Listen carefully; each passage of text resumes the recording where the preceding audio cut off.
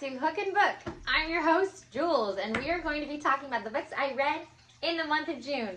So buckle up, friends. We have 5 books to talk about while I crochet my pattern, which is the Funny Frog. I'm probably not going to get much done of it, but this is how it rolls. Grab your whips and join me to talk about books.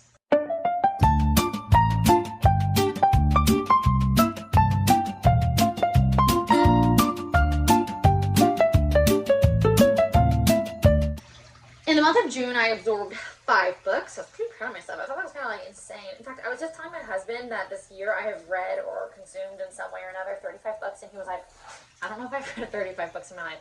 And I believe that because that man hates reading. The first book that I read was I, Medusa. Holy cow, what a heavy book.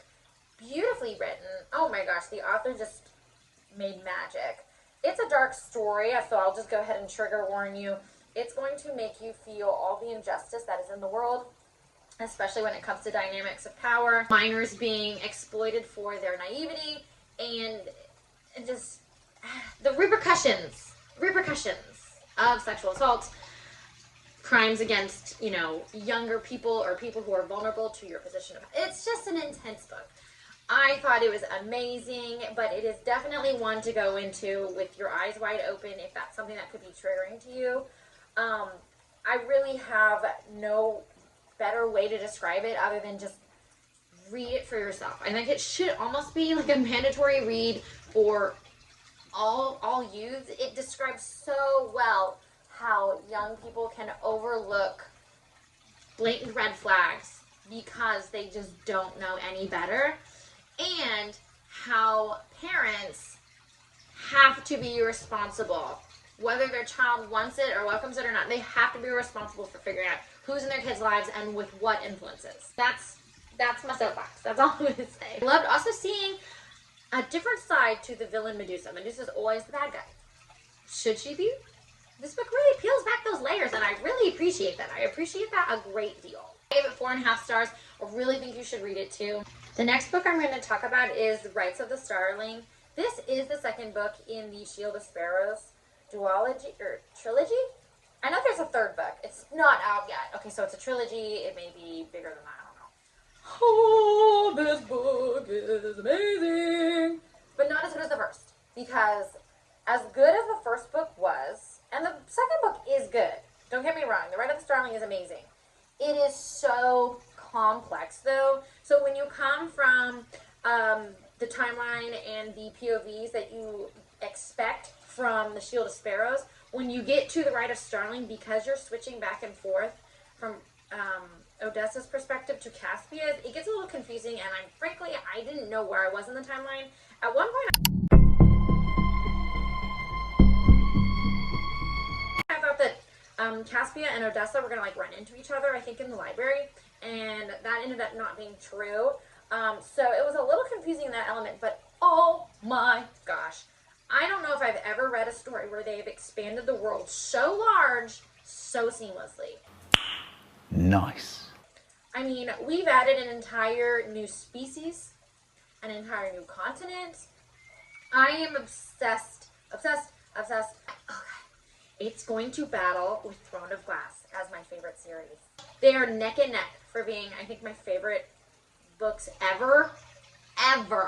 The writing style, the humor, the princess to kind of dashing hero, enemies to lovers. Mwah. If you like enemies to lovers, so good. Oh, shall I leave you and the blackboard alone for a moment? So good. Okay, 4.5 stars, only because it is a little confusing with the swishing back and forth of the perspectives. But once you get a hang of it and you kind of figure out who everyone is good. Guys, read the series. Please, I beseech thee, read the series. So freaking good. I need to stop. Maybe I should get a whole sleeve designated to the Shield of Sparrows. I'm just kidding. I don't even have one tattoo. Why would I? It's just that good. It's so good. It's making me crazy. It's making me insane. Okay. Next book that we are going to talk about is A Wrinkle in Time. Boring. Okay, I know it's a classic. It wasn't boring, actually. But, I hated it. I hated it so much. I think I gave it, let me see, check my notes over here. Ah, yes, 2 stars. Hated it. Excuse me, how is this not terrifying for 8, 9-year-olds, which I believe was the target audience? There's an evil cloud coming to take over all the planets in the multiverse. There's a multiverse. There's a one-dimensional place where the children are being suffocated. There's angels called Mrs. Who's-Its and What's-It. This did not work for me at all. I listened to the audiobook, and the narrator had a lovely, lovely range of voices. So that was amazing. I hated it. I'm so sorry. But this is a thing I've noticed about some classics, because I remember being a little kid and watching the movie Watershed Down and hating that too. I think one of the only classics that I genuinely have enjoyed is like Little House on the Prairie. So maybe if I would have read Wrinkle in Time as a child, I would have been like, this resonates well with me. But I just hated it. Okay, let's just move on. If you have nothing good to say, don't say it at all. And I've already said enough of the nothing good to say, so we should just... I also read... Wait, did I read? No, I listened to the audiobook. I listened to... Of all of these, the only book I actually read was Rights of the Starling. The others I all listened to on audiobook. So if some people don't think that that's reading, I guess you'll have to sue me. Anyway, I listened to The Perfect Divorce. That hooked me. I think I listened to it in 2 days total. Hooked me. Hook, line, and sinker. Crazy story. Woo-hoo-hoo. Also, if you know that the girl you're marrying is crazy, why did you marry him? Her. Why did you marry her?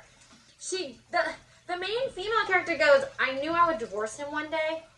Why are we getting married?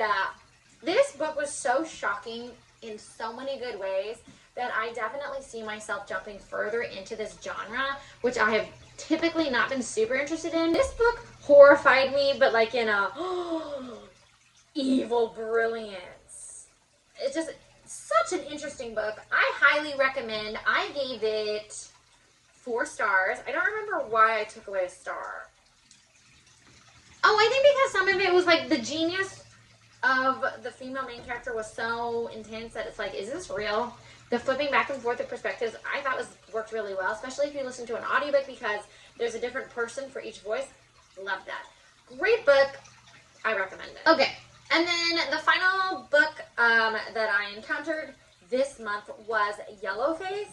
Basically, it's an interesting peek behind the curtain into the publishing industry through the eyes of the evil main character, which I think the author does a great job.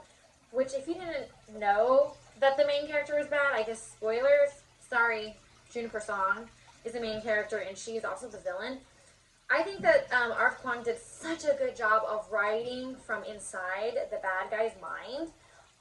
She also really peels back the layers of the publishing industry, as well as just the toxicity of online spaces. It's a very multi-layered book.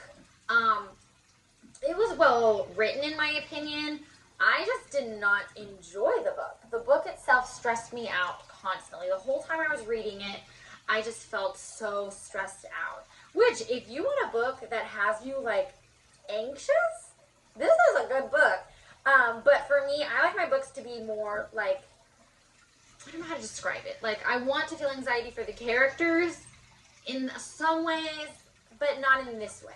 So anyway, I gave it 3 stars. Very, very fascinating read. If you are interested in the writing and publishing space, one of the reasons that this book made me so anxious was I've actually had a story living in my head for now a full year that I was like thinking maybe I could start drafting out. And then to see the dark side of publishing and writing and authorship and all that stuff, it kind of scared me a little bit, and I was like, maybe I don't want that. Maybe I don't want to ever even try to write down this super complex story that I've been working on, just the bones of it for a year. So if you're like an aspiring writer, you may enjoy this book, or it may affect you like it did me, and it made me so anxious to even dip a toe in the publishing space. But I think that the story that R.F. Jessica Huang wrote was very, very, very interesting. I don't know if I would recommend it because I would have to know your individual reading style. So I would say read the blurb and choose for yourself. That is all the books, the new books that I read in the month of June. I also re-listened to, wait a minute, I read I listened to 3 of the Throne of Glass books, so I technically did 8 books this month. I re-listened to The Assassin's Blade, I re-listened to The Throne of Glass, and I listened to The Heir of Midnight, if that is the right one. See, one thing about me is I can absorb a lot of information and then regurgitate it wrong. I don't know if it's Heir of Midnight. Whatever the book after Throne of Glass is, that's the one I read. And the ultimate reading order, listen up you, who hasn't yet encountered Throne of Glass, this is the order you read Throne of Glass in. Throne of Glass, Assassin's Blade, Crown of Midnight, Heir of Fire, I don't know. Whatever the one with the purple cover is, that's the order. And then when you get to the recommended tandem read, you tandem read it as it's recommended because those stories are so parallel. Hang on, I gotta itch my nose. It's really killing me. Because when you get to the tandem read, those stories are so parallel, it must be absorbed at the same time. Is it annoying and difficult? Yes. Can you do this? You must. You have no choice. And there. Now you have my official opinion on how to read the series, Throne of Glass. This was riveting. I enjoyed this a lot more than I did last month's edition. I feel like it's less manic. I also have less time to cut down on. I filmed this in 13 minutes and I'm going to cut down a bunch of crap. So huzzah for less editing because editing is super kind of not fun. But anyway, thank you for listening and watching.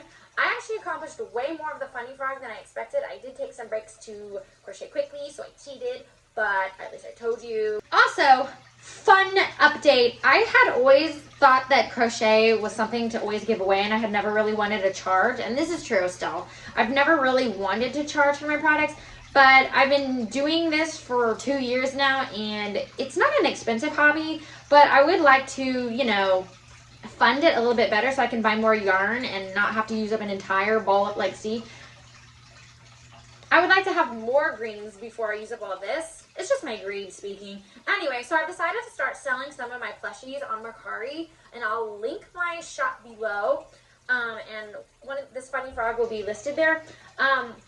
If you saw my shorts about Hook and Book where I crocheted to donate at the Little Free Libraries, I'm still going to do that. I've been waiting on the labels to put on the packages so that people know that it's not like sketchy and weird and gross, like these are new plushies. So once I get those labels, then I will be handing those out at the Little Free Libraries. So I'm going to start listing them because I'm still trying to raise money to buy sheep. You're checking out on my shop on Amazon helps me on the sheep path, as well as if you want one of my little things, I'm going to start posting them on Mercari stuff. Anyway, that was the train of thought. Once the channel is monetized, then I will continue giving away the Pocket Pals at Little Free Libraries. Maybe still list them for sale on Mercari and give away projects to you in the comments.